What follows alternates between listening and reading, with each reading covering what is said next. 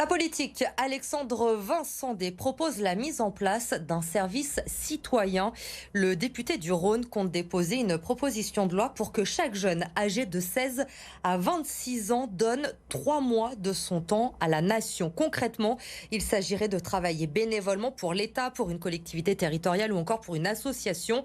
Pas d'obligation, mais pour ceux qui ne le feraient pas. En revanche, le député prévoit qu'il n'ait plus accès au RSA et autres allocations. Impossible aussi de se présenter à une élection. Il envisage même de leur interdire de voter. Écoutez-le. Tout n'est pas gratuit et qu'il y a un moment où il faut donner un tout petit peu de soi pour recevoir beaucoup en échange. Donner 3 mois de son temps sur 10 ans, c'est pas grand-chose.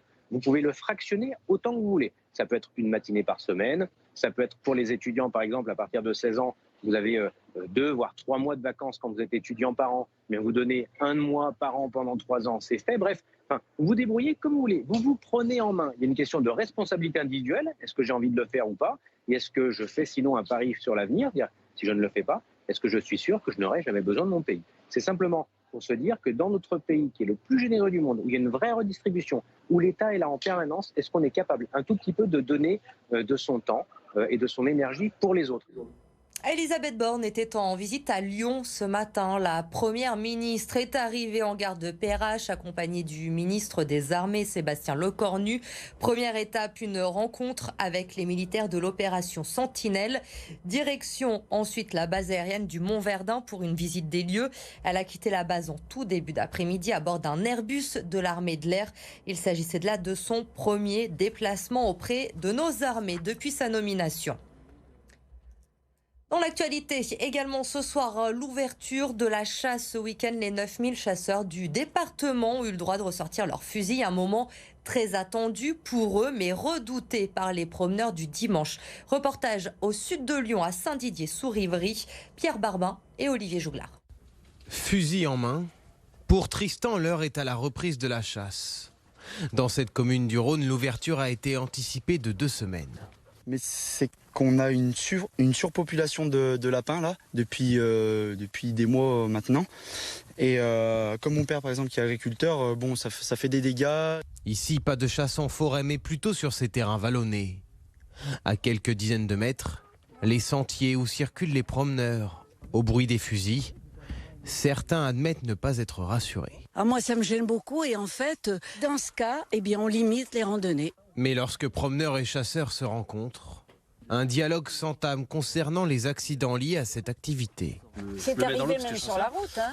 Une voiture qui passait. Les malheureux accidents qu'on a eus, c'est dû à des erreurs, des fautes de tir. Je sais, mais voilà, il y a quand même cette crainte qui subsiste. En fait, j'ai remarqué que les gens sont de main bord de comment on chasse, avec quel chien, etc.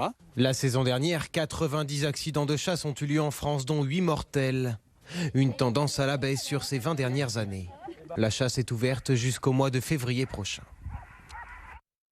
Elle fait figure d'exception dans le quartier. L'église Saint-Bonaventure, construite par les franciscains au Moyen-Âge, a résisté à la rénovation urbaine de Lyon au 19e siècle. Un joyau donc inscrit aux monuments historiques qu'il faut préserver. Des travaux de rénovation sont en cours. Jérémy Pain a pu accéder au chantier aujourd'hui. On devine encore cette finesse absolument extraordinaire que vous voyez ici. Réparer les vitraux, restaurer les sculptures, nettoyer et consolider la façade. L'église Saint-Bonaventure fait peau neuve, une église à la longue histoire. C'est une église qui, dans son environnement, c'est en fait le seul élément majeur, je dirais, du XVe siècle, qui a été elle-même aussi transformée, agrandie, restaurée, etc. au fil des temps. Donc c'est une église qui a respiré avec son quartier, tout en gardant effectivement sur sa partie des parties médiévales, des sculptures absolument ravissantes. Saint-Bonaventure est le 3e lieu de culte le plus fréquenté de Lyon après la basilique de Fourvière et la cathédrale Saint-Jean. L'église fait partie de la stratégie de restauration du patrimoine de la ville. C'est un entretien qui est nécessaire. Ici, on voit un pinacle qui s'est décroché. Donc il y a besoin de conserver, de vérifier que les pierres tiennent, parce qu'il y a des risques pour la sécurité des personnes si on n'entretient pas. Et puis il y a évidemment la préservation des pierres pour qu'elles résistent au temps et à la pollution. On a 4 églises qui sont dans cette convention. Saint-Bruno dans le premier, dont les travaux sont en cours.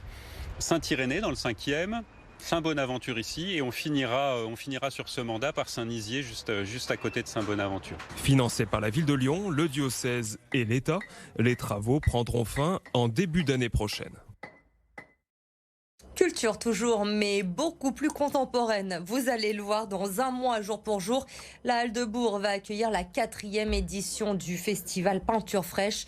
En quelques années, il est devenu un rendez-vous incontournable du street art. Cette année encore, près de 50 artistes français et internationaux ont répondu présent. Vous retrouverez aussi de nombreux ateliers pendant le festival, tatouages, jeux vidéo, des nocturnes en musique avec de nombreux DJ prévus à la programmation. L'objectif, c'est de faire mieux que les 54 000 visiteurs de l'an dernier. Et pour cela, les organisateurs ont vu les choses en grand. Je ne veux que personne me dise c'est comme l'année dernière. Donc on a renouvelé la scénographie, on a renouvelé 100% de la programmation artistique, 100% des ateliers. On a des ateliers technologiques qu'on n'a jamais vus à Lyon et même en France, puisqu'on a des robographeurs, on a des peintures qui réagissent au mouvement et qui font des loops de musique. On peut composer un morceau de musique en touchant une peinture. On a découpé le festival en 2 phases. La première phase, les premières quinzaines, donc très axée nouvelles technologies, ateliers, démos, etc. Et la deuxième quinzaine, donc pendant les vacances scolaires, à destination d'un public familial, destination d'un jeune public, avec des ateliers d'initiation, etc., etc. La météo, le temps pour votre journée demain, c'est avec Christophe Persson.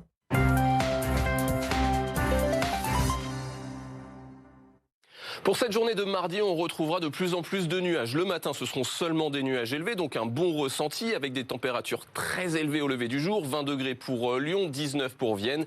Et lors de l'après-midi, on retrouvera un temps qui va devenir de plus en plus lourd. Des orages vont se déclencher à proximité du Massif central. Il y aura un risque orageux durant la soirée ou encore durant la nuit. Ce sera quand même 28 degrés pour Lyon, 30 degrés pour Bourgoin et 28 degrés pour Tarare.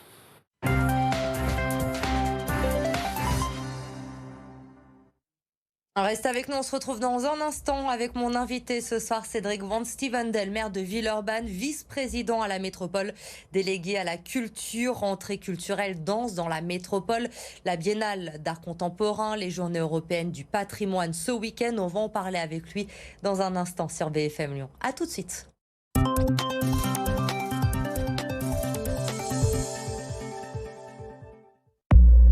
Et si on vous faisait cadeau de la pause pour la rentrée? Du 8 au 30 septembre, une cuisine de qualité et bien posée. Mobalpa, unique comme vous. Retrouvez les magasins du Rhône sur mobalpa.fr.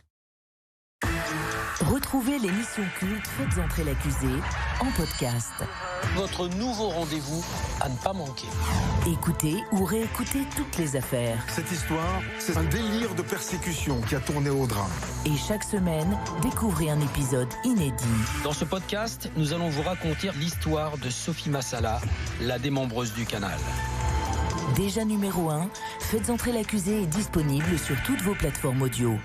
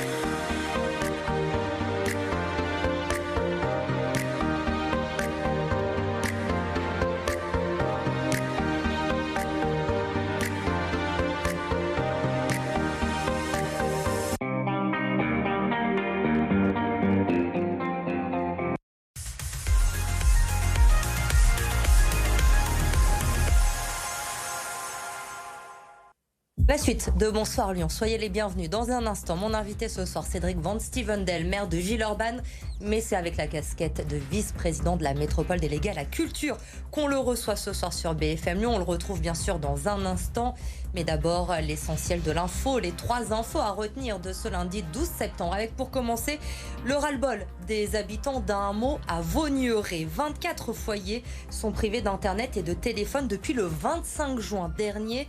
La mairie se dit impuissante et rejette la faute sur l'opérateur. Reportage à suivre dans notre prochaine édition. Le retour des chasseurs dans le Rhône, ils sont 9000 dans le département. La saison s'est ouverte ce week-end et comme chaque année, les promeneurs ne se sentent pas en sécurité. Reportage dans le sud de Lyon, à Saint-Didier sous Rivry ce soir. Et puis le festival Peinture Fraîche est de retour pour sa 4e édition. C'est dans un mois, jour pour jour. Il a su s'imposer parmi les rendez-vous incontournables à Lyon. 50 artistes quasiment seront exposés à la Halle de Bourg. On vous présente le programme ce soir sur BFM Lyon.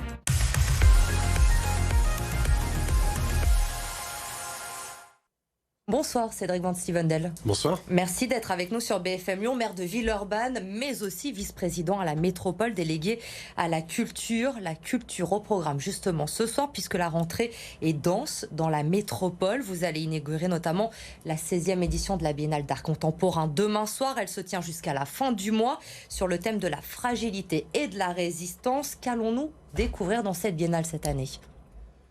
Plein de choses, parce qu'il y a beaucoup de lieux. D'abord, il y a 12 lieux qui ont été repérés par les commissaires Sam Bardawil et Tim Fellrath. Et d'abord, un mot sur la qualité de leur travail. Souvent, quand on pense art contemporain, on pense parfois à quelque chose qui est un peu éloigné du commun des mortels. En tout cas, il faut avoir une certaine forme de formation. Et là, je trouve qu'avec leur sincérité, avec leur manière d'aller à la rencontre de tous les acteurs culturels de la métropole, que ce soit le musée Gadagne, que ce soit l'ensemble des acteurs, je les cite eux parce que ça a été un travail assez intéressant, finalement, ils nous proposent une autre manière de voir notre ville et notre territoire. Et moi, je suis très touché par ça, parce que c'est pas des gens qui viennent plaquer une vision de l'art contemporain, mais au contraire, qui viennent magnifier quelque chose qui se passe ici. Il y a ces lieux incontournables à Lyon, évidemment, le musée d'art contemporain, le musée Gadagne, le musée Guimet. On va en reparler aussi parce que ça va être l'occasion de retourner dans ce musée Guimet. Mais il y aura aussi des expos, des œuvres que nous allons pouvoir découvrir gratuitement en plein air, notamment, je pense au parc de la Tête d'Or, à la gare de la Part-Dieu, à Villeurbanne aussi. À l'opéra aussi, sur les façades. C'est important, comme vous le disiez, de toucher le plus grand nombre de personnes possible pendant cette biennale et d'aller justement dans ces lieux où finalement la culture ne va pas toujours. Je trouve que c'est une approche qui est très intéressante et qui est parfaitement en lien avec ce que la métropole veut faire, c'est-à-dire la culture pour toutes et tous. Et la culture pour toutes et tous, c'est bien sûr dans des lieux où il faut payer, où il faut aller à la rencontre. Et on n'a pas cité les usines Fagor, mais il faut le faire quand même, parce qu'en plus, ce sera la dernière année. Il y a suffisamment de discussions autour de ça pour qu'on le cite. Donc les usines Fagor seront aussi un lieu. Mais je trouve très intéressant leur proposition d'aller, entre guillemets, hacker des lieux qu'on a l'habitude de voir. Moi, j'ai vu ce qu'ils allaient faire sur l'Opéra de Lyon et je trouve ça extrêmement intéressant. Puis le thème, quand même, éloge de la fragilité. Enfin, et c'est un thème qui a été décidé avant que le Covid débarque dans notre planète. Et qui a tout son sens aujourd'hui, encore plus. Et qui a un sens incroyable sur comment est-ce qu'on est capable de résister, comment est-ce qu'on est capable de se saisir de nos forces actuelles. Et voilà, et des artistes contemporains du monde entier qui vont nous aider à réfléchir autour de ça. Vraiment, j'invite tout le monde à aller découvrir ces expos. C'est assez incroyable ce qui va se préparer. Et je le disais aussi, cette biennale, ce sera l'occasion pour les Lyonnais, les grands Lyonnais, de découvrir ou de redécouvrir le musée Guimet qui était fermé, qui rouvre temporairement pour accueillir cette biennale d'art contemporain. C'est forcément un moment important aussi, cette réouverture du musée Guimet. Oui, c'est un beau soutien de la ville de Lyon à ce projet-là que d'avoir proposé financièrement de remettre le musée en état d'accueillir du public. Alors le musée n'a pas été refait pour l'occasion, mais il va permettre d'accueillir du public et donc ça permet d'avoir un autre lieu pour la Biennale d'art contemporain. Ça dit aussi de la mobilisation de tous les acteurs autour de cette Biennale d'art contemporain pour qu'elle continue à vivre. Cette Biennale qui débute donc mercredi jusqu'à la fin du mois de septembre. Autre événement ce week-end, cette fois, ce sont les journées européennes du patrimoine. L'occasion, on le sait, de découvrir des lieux qui sont habituellement fermés au public. Quelles sont, selon vous, les visites incontournables pour ce week-end dans la métropole de Lyon ? Juste permettez-moi un mot sur le thème. Culture plurielle, métropole singulière. Donc ces journées européennes du patrimoine et du matrimoine, elles sont tournées autour de ce que chacune et chacun d'entre nous, avec son histoire, avec parfois son parcours migratoire, a pu apporter à cette métropole. Et c'est dans un moment de tension important que la culture, elle se positionne là-dessus. Après, 3 exemples. Un, d'abord, le tunnel qui reliait les 2 prisons entre Saint-Paul et Saint-Joseph, avec un article qui s'appelle Monsieur Chamizo, qui n'a pas été que artiste. Il a été aussi lui-même emprisonné et qui a fait une œuvre assez incroyable dans ce tunnel. Plutôt pour les familles, moi j'ai été marqué par un escape game qui s'appelle John Doe, qui se tiendra sur la place des Jacobins, où là on est plutôt sur des gens qui vont hacker toutes les antennes téléphoniques pour prendre nos données. Donc il y a quelque chose aussi un peu dans la modernité. Puis, pardon, vous l'avez dit, je suis aussi maire de Villeurbanne et on va inaugurer dans le cadre de Capitale Française de la Culture 22 balades patrimoniales avec des lignes de couleurs dans la ville où on pourra découvrir cette histoire, dont une balade sur le matrimoine, une balade matrimoniale avec l'association Si les femmes existent et qui va nous faire voir la place de certaines femmes dans cette ville qui est parfois un peu sous-évaluée. Et donc voilà 3 choses possibles, et vous voyez, il y en a pour tout le monde et tous les lieux de l'agglomération. Alors évidemment, on ne peut pas tous les citer ce soir parce qu'il y en a des dizaines de rendez-vous tout le week-end. Plus de 500, 450 acteurs mobilisés, 52 villes sur la métropole. Donc à chaque fois, je me fais 400 et demi quand vous me demandez d'en citer 3, mais je m'en excuse auprès d'eux. Mais on peut aller sur le site de la métropole, notamment pour avoir tous les rendez-vous, pour ne rien manquer. Il y en a déjà qui sont complets, malheureusement. Moi, il y a une chose qui a retenu mon attention, qui m'a un petit peu surprise. Enfin, on ne pense pas forcément à ce lieu quand on parle des journées européennes du patrimoine. Ce sont les hospices civils de Lyon qui ouvrent aussi leurs portes ce week-end pour ceux qui ont envie d'y aller. On va pouvoir découvrir les coulisses d'un bloc opératoire notamment, ou un nouveau scanner innovant. Ça peut paraître surprenant d'aller dans un hôpital lors des journées européennes du patrimoine, et pourtant j'ai vu ça a du succès parce que notamment la visite du bloc opératoire, c'est déjà complet. C'est le vrai pari qui réussit à chaque année, c'est-à-dire que bien sûr on a le patrimoine, les vieilles pierres, mais on a aussi le patrimoine actuel, l'industrie, la science. On a Engie qui propose d'aller visiter son usine de retraitement des déchets pour produire de l'électricité. Enfin, il y a plein de gens qui ont envie de faire découvrir le patrimoine bien sûr ancien, mais aussi le patrimoine actuel. Et c'est pour ça aussi que ça rencontre une forme de succès, parce qu'il y a aussi de la modernité dans ces journées du patrimoine européennes. Et on le voit quand on regarde le programme et tous les événements qui sont complets. Plus globalement, c'est le secteur de la culture qui a le sourire après des mois, des années difficiles avec cette crise sanitaire. On l'a vu cet été, par exemple, le musée des Confluences à Lyon qui a vécu un été record en termes d'affluence. On voit les salles de concert également qui se remplissent aujourd'hui. Ça va mieux et ça fait du bien. Je crois qu'il y a une vraie envie de retrouver la culture. Je crois que tout le monde a mesuré finalement que ce n'était peut-être à un moment pas un bien essentiel, mais en fait c'est un bien qui simplement nous accompagne dans notre vie. Et donc à ce titre-là, il est essentiel. À ce titre-là, même c'est extrêmement compliqué d'y toucher. Et ce retour-là, mais j'invite vraiment à celles et ceux qui le peuvent, parce que parfois il y a aussi des questions financières, mais voilà, à soutenir les acteurs de la culture. Vous l'avez dit, les chiffres sont exceptionnels pour le musée des Confluences, mais aussi parce que les équipes, elles font un travail incroyable. Et là, tout ce qui va nous être présenté sur cette rentrée, vous parlez du festival Peinture Fraîche, la prog, elle est aussi assez exceptionnelle. Tous ces acteurs, ils ont envie de redire au public, venez, soutenez-nous, on a une histoire à raconter ensemble. Moi, ça me plaît, cette dynamique actuelle. Et vous invitez très certainement également nos téléspectateurs ce soir à venir vous voir à Villeurbanne le week-end du 23 au 25 septembre, puisque là aussi, vous allez créer l'événement sur ce week-end-là, Capitale Française de la Culture, vous l'avez rappelé, la compagnie de théâtre Royal de Luxe qui vient pour présenter en avant-première son nouveau spectacle. Alors, on se souvient en début d'année, avec Roselyne Bachelot, vous nous aviez proposé des girafes géantes dans les rues de Villeurbanne. On l'avait suivi sur BFM Lyon. Là, cette fois, on reste dans la thématique animaux. Ça va être des chiens, c'est ça ? Aucun animal n'a été maltraité pendant la préparation de ce spectacle. De le préciser. Non, mais il s'agit effectivement d'un projet un peu fou de Jean-Luc Courcoul autour d'une course de chiens l'un mythique qui a été présenté pour la première fois au Chili. C'est un chien mexicain. Et puis l'autre, un chien de Villeurbanne dont on va découvrir l'histoire progressivement. Et vu que les créateurs sont très attentifs aux secrets, en fait je n'en sais pas beaucoup plus et je suis obligé de dire à vos téléspectateurs de venir dès le vendredi, parce que dès le vendredi et le samedi on va découvrir petit à petit qui sont les protagonistes de cette course qui se tiendra dimanche de Charpennes jusqu'à Carrefour-Gratte-Ciel sur une boucle de 3,6 km. Ça va être quelque chose d'un peu fou qui est assez difficile à raconter, mais on vous attend. Vous êtes parfait, le tease, vous ne pouvez pas faire mieux. Dernière question, un peu plus sérieuse mais importante aussi. Il y a quelques mois, la région a annoncé la baisse des subventions à la culture, notamment dans la métropole lyonnaise. Beaucoup d'inquiétudes à ce moment-là de la part du monde culturel. Quelques mois après, on en est où ? Ils sont beaucoup plus inquiets maintenant parce qu'ils sont en cas de programmation budgétaire pour 2023 et pour plusieurs d'entre eux, ça ne passe pas. Et donc, je le redis, il y a une forme de faute coupable de la part de Laurent Wauquiez d'avoir agi comme cela en dehors de toute concertation et en renvoyant finalement à l'État et aux collectivités locales présentes la responsabilité d'un arbitrage unilatéral. Donc ce n'est pas sérieux de mettre en danger la Villa Gilet, qui n'est pas un équipement métropolitain, comme ça je ne défends pas ma sauce, mais qui était un équipement qui faisait rayonner la lecture sur toute la région Auvergne-Rhône-Alpes. Et donc le résultat finalement de cette politique et de cet arbitrage, c'est que toutes ces institutions, Biennale de la Danse, Villa Gilet et autres, elles vont restreindre leur programmation pour la ramener uniquement à l'échelle métropolitaine et on va retrouver dans une bataille campagne-ville. Moi, ça me semble en dehors de toute réflexion un peu intelligente sur la société qu'on a besoin de construire et donc j'ai un désaccord énorme avec Laurent Wauquiez là-dessus et je lui demande de revenir sur sa décision au risque de voir des institutions mettre la clé sous la porte et ce serait vraiment coupable. Merci Cédric Montivandel d'avoir répondu à nos questions ce soir sur le plateau de BFM Lyon.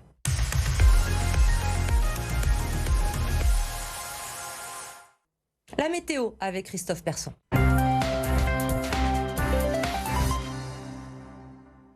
Pour cette journée de mardi, il y a toujours les vents de secteur sud à l'avant de l'ancien ouragan Daniel qui apporte dans un premier temps des nuages élevés sur l'ensemble de la région. Nuages élevés donc le matin mais un bon ressenti, le tout dans des températures déjà très élevées. 20 degrés pour Bourgoin, 21 pour Pusignan, 22 même pour Meximieux, 19 pour l'Arbrel ou encore 19 degrés pour Villefranche. Lors de l'après-midi, toujours ces nuages élevés mais dans un temps qui va devenir de plus en plus lourd. Des orages vont commencer à se déclencher à proximité du Massif central. 29 degrés du côté de l'aéroport Saint-Exupéry, 28 pour Lyon, 30 pour Villefranche, 29 pour Vienne. Attention durant la soirée et surtout dans la nuit de mardi à mercredi, on a des risques de retrouver des orages qui vont circuler sur la région. Des orages que l'on retrouvera encore mercredi avec 20 degrés au lever du jour, 27 l'après-midi. Il fera plus chaud encore dans ces vents de secteur sud pour la journée de jeudi avec 16 degrés le matin mais 29 lors de l'après-midi. Température qui chute vendredi. On passera dans des vents de secteur nord avec d'ailleurs des rafales à une quarantaine de km/h, 22 degrés. Et on va plonger dans l'air beaucoup plus frais à partir de samedi, plus que 10 degrés le matin, 19 l'après-midi, avec du vent de nord à 50 km/h. Dimanche matin, 9 degrés, dimanche après-midi, ce sera 19 degrés.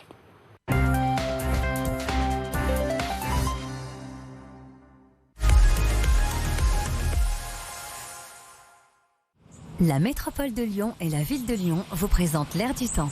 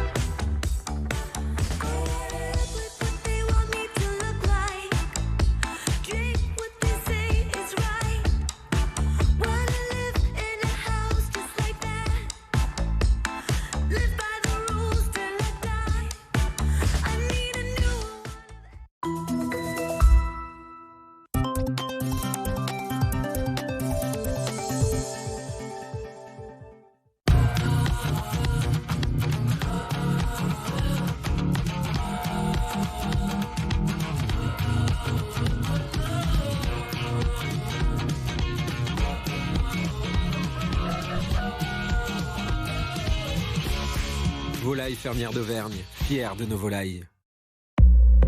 Et si on vous faisait cadeau de la pause pour la rentrée ?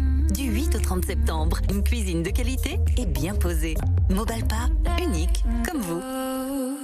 Retrouvez les magasins du Rhône sur mobalpa.fr. Petit Futé, nouvelle formule. Découvrir une destination, mais surtout la vivre. Encore plus de photos, d'expériences et les coups de cœur de nos auteurs locaux. Votre guide de voyage devient interactif, avec des vidéos, des playlists et les adresses géolocalisées autour de vous. Petit Futé, des bons plans et des expériences à partager. Retrouvez l'émission culte Faites entrer l'accusé en podcast. Votre nouveau rendez-vous à ne pas manquer. Écoutez ou réécoutez toutes les affaires. Cette histoire, c'est un délire de persécution qui a tourné au drame. Et chaque semaine, découvrez un épisode inédit.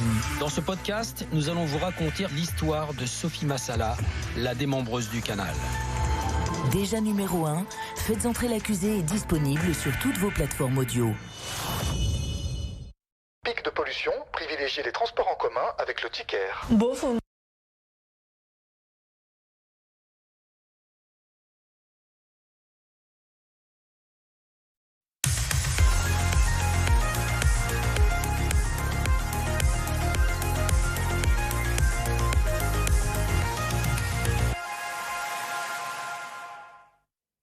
– 18h30 sur BFM Lyon, soyez les bienvenus si vous nous rejoignez. La suite de Bonsoir Lyon. Nous sommes le lundi 12 septembre, votre journal à suivre dans un instant. Mais d'abord, notre image du jour avec l'événement au Groupama Stadium en juin prochain. Muse sera à Dessines. Le groupe britannique a annoncé les dates de sa tournée mondiale. Aujourd'hui, 4 concerts en France. La billetterie doit ouvrir le 22 septembre prochain. Et pour les fans de la première heure qui ont précommandé le dernier album avant le 26 août, eh bien sachez que vous allez recevoir un code pour une prévente dès le 20 septembre. Soyez au rendez-vous, les places vont s'arracher, c'est sûr, pour ce concert de Muse le 15 juin. L'infotrafic.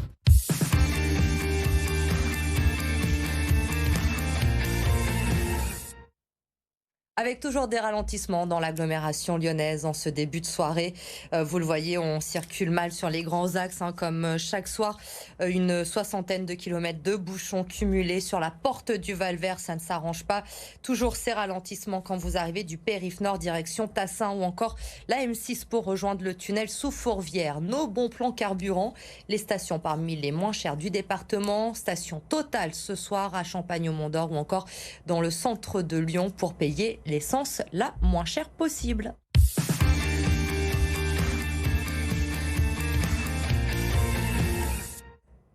À la une de l'actualité, le ras-le-bol des habitants d'un hameau à Vaugneray. 24 foyers sont privés d'internet et de téléphone depuis le 25 juin dernier.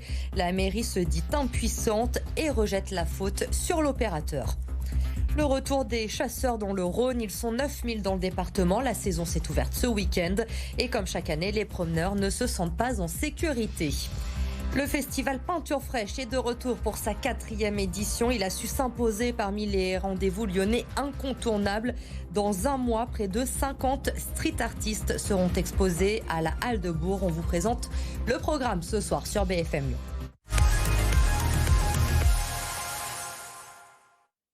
Trois mois sans internet et sans téléphone, ça commence à faire long pour les habitants de Vaugneray. 24 foyers d'un hameau sont concernés par ce problème. Le 25 juin dernier, une voiture s'était encastrée dans un poteau téléphonique. Depuis, ils attendent que des travaux soient faits pour rétablir les lignes. Laurent Canonico. C'est le téléphone fixe qui répond aux abonnés absents. Ni fixe, ni connexion Internet, cela fait près de 3 mois que les 24 foyers du chemin du Grand Champ et du hameau de la Guise à Vaugneray sont coupés du monde. Le 25 juin, un accident de la route a arraché l'un des poteaux téléphoniques. Depuis, les techniciens se succèdent pour ne rien résoudre.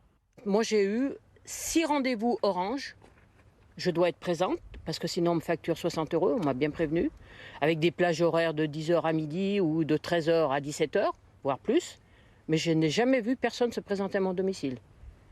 Donc des voisins qui sont sur la départementale voient des fois des nacelles monter au poteau, mais rien n'est résolu. Lucie, élève des limousines, l'agricultrice a installé des caméras dans sa stabulation, notamment pour l'assister en période de vélage. Sans connexion, l'éleveuse doit veiller ses bêtes. Et ça passe tout par les fils Internet. Pas par la 4G, parce qu'avec les gros bâtiments, ça passe pas le Wi-Fi. Alors ça passe tout par les fils téléphone. Et du coup, je ne peux plus surveiller mes vaches et les vélages. Je suis obligée de me lever plusieurs fois par nuit pour voir si elles sont en train de faire le veau. Alerté, le maire a contacté à plusieurs reprises l'opérateur en charge de la maintenance du réseau, en vain, comme un aveu de faiblesse.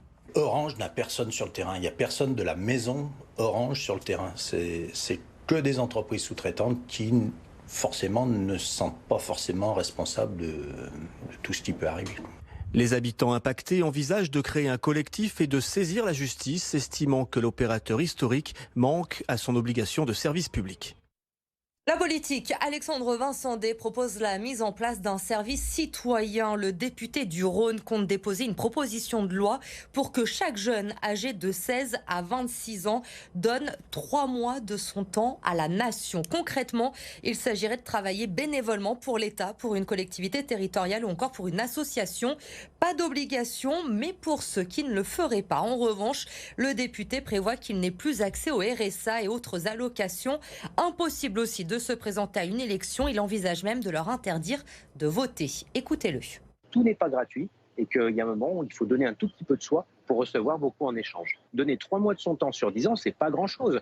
Vous pouvez le fractionner autant que vous voulez. Ça peut être une matinée par semaine, ça peut être pour les étudiants par exemple à partir de 16 ans, vous avez 2 voire 3 mois de vacances quand vous êtes étudiant par an, mais vous donnez 1 mois par an pendant 3 ans, c'est fait. Bref, vous vous débrouillez comme vous voulez. Vous vous prenez en main. Il y a une question de responsabilité individuelle. Est-ce que j'ai envie de le faire ou pas? Et est-ce que je fais sinon un pari sur l'avenir? Dire, si je ne le fais pas, est-ce que je suis sûr que je n'aurai jamais besoin de mon pays? C'est simplement pour se dire que dans notre pays, qui est le plus généreux du monde, où il y a une vraie redistribution, où l'État est là en permanence, est-ce qu'on est capable un tout petit peu de donner de son temps et de son énergie pour les autres? Autre proposition, celle du maire d'Écully. Cette fois, Sébastien Michel a adressé une lettre ouverte au candidat à la présidence des Républicains. Son souhait, une semaine de travail de 36 heures répartie sur 4 jours au lieu de 5. Il a expliqué son raisonnement à Vincent Serrano. Écoutez-le. On n'est pas loin du plein emploi. Et pour autant, on ne trouve pas encore un certain nombre de collaborateurs. On l'a vu dans le secteur de l'hôtellerie-restauration et dans bien d'autres encore. Donc première chose, on augmente le temps de travail parce qu'il faut travailler davantage. Mais le deuxième pan, qui est pour moi tout aussi essentiel, c'est de le répartir sur 4 jours. Pourquoi ? Parce qu'on sent aujourd'hui une aspiration profonde chez nos concitoyens qui est d'avoir un meilleur équilibre entre la vie professionnelle et la vie privée. Et donc, ce faisant, on joue, j'allais dire, sur les 2 tableaux. On augmente la durée de travail, on la répartit sur 4 jours. Et je crois que c'est un contrat gagnant-gagnant qui peut permettre à la France de retrouver de la compétitivité et à nos entreprises de pouvoir mieux performer. La ville de Lyon veut être exemplaire en matière de sobriété énergétique. Grégory Doucet était l'invité de BFM Lyon ce matin.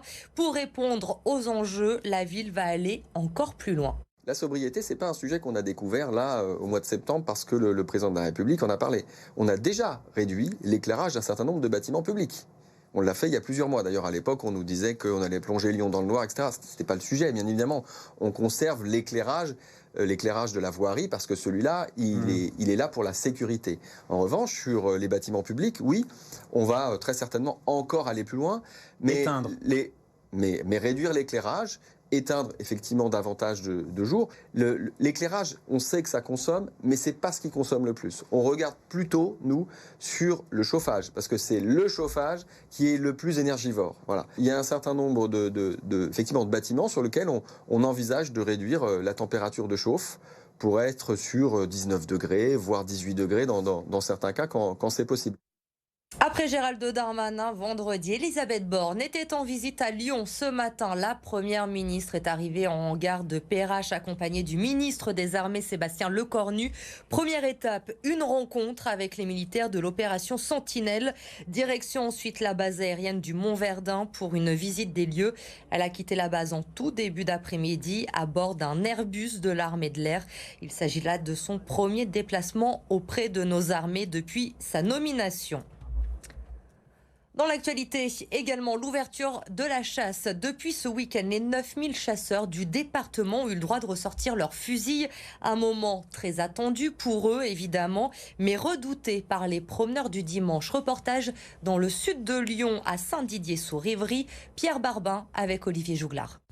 Fusil en main, pour Tristan, l'heure est à la reprise de la chasse.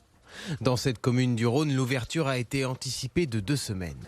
Mais c'est qu'on a une surpopulation de lapins là depuis des mois maintenant. Et comme mon père par exemple qui est agriculteur, ça fait des dégâts. Ici, pas de chasse en forêt, mais plutôt sur ces terrains vallonnés. À quelques dizaines de mètres, les sentiers où circulent les promeneurs, au bruit des fusils. Certains admettent ne pas être rassurés. Moi, ça me gêne beaucoup et en fait, dans ce cas, on limite les randonnées. Mais lorsque promeneurs et chasseurs se rencontrent, un dialogue s'entame concernant les accidents liés à cette activité. C'est arrivé même sur la route, hein. Une voiture qui passait. Les malheureux accidents qu'on a eus, c'est dû à des erreurs, des fautes de tir. Je sais, mais voilà, il y a quand même cette crainte qui subsiste. En fait, j'ai remarqué que les gens sont de main de bord, de comment on chasse, avec quel chien, etc. La saison dernière, 90 accidents de chasse ont eu lieu en France, dont 8 mortels. Une tendance à la baisse sur ces 20 dernières années. La chasse est ouverte jusqu'au mois de février prochain. Elle fait figure d'exception dans le quartier. L'église Saint-Bonaventure, construite par les franciscains au Moyen-Âge, a résisté à la rénovation urbaine de Lyon au 19e siècle. Un joyau inscrit au monument historique qu'il faut préserver. Des travaux de restauration sont en cours. Ils devraient être terminés dans les prochains mois, début 2023. Ça montre que la ville fait un effort important pour préserver le patrimoine historique. C'est des savoir-faire qui sont exceptionnels. Enfin, vous voyez la finesse des détails juste derrière moi. C'est un entretien qui est nécessaire. Ici, on voit un pinacle qui s'est décroché. Donc, il y a besoin de conserver, de vérifier que les pierres tiennent, parce qu'il y a des risques pour la sécurité des personnes si on n'entretient pas. Et puis, il y a évidemment la préservation des pierres pour qu'elles résistent au temps et à la pollution. La façade a été plaquées au 19e siècle par des pierres qui sont agrafées, et avec le temps, les fers qui agrafent ces pierres ont rouillé, ils ont gonflé, donc ça a fait casser les pierres.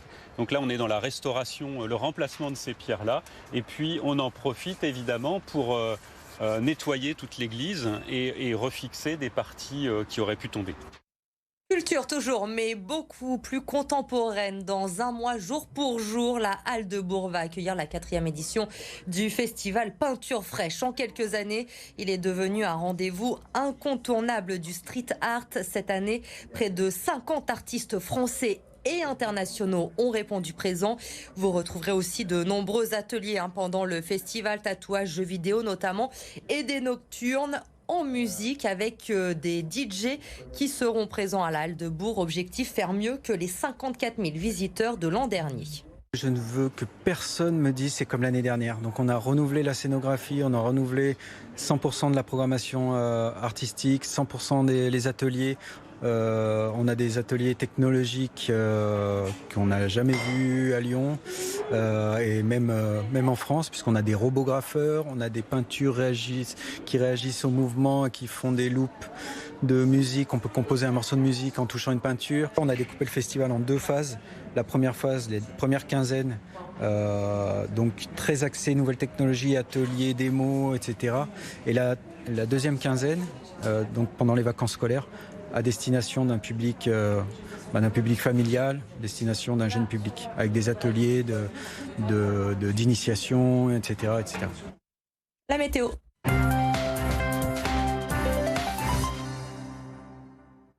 Pour cette journée de mardi, on retrouvera de plus en plus de nuages. Le matin, ce seront seulement des nuages élevés, donc un bon ressenti avec des températures très élevées au lever du jour. 20 degrés pour Lyon, 19 pour Vienne.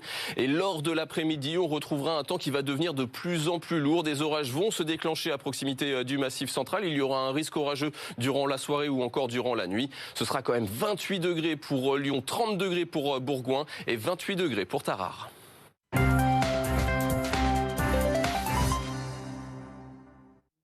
Reste avec nous, on se retrouve dans un instant pour Planète Locale, comme chaque lundi sur BFM Lyon. A tout de suite.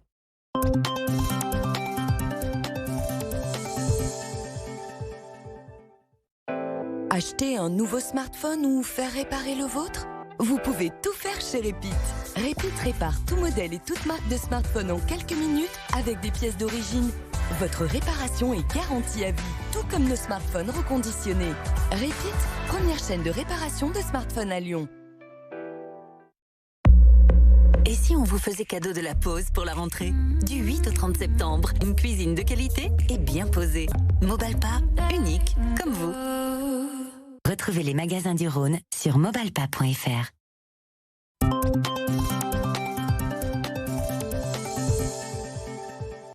Fans de foot et de l'Olympique Lyonnais, devenez débatteurs dans Cop Gone, la nouvelle émission sur BFM Lyon, pour échanger, argumenter et s'affronter autour de votre club de cœur. Chaque lundi soir, on refait toute l'actualité de l'OL, avec en studio une bande de journalistes, d'anciens joueurs et vous, les supporters. Cop Gone, le nouveau rendez-vous des passionnés de l'OL. C'est tous les lundis à 19h sur BFM Lyon.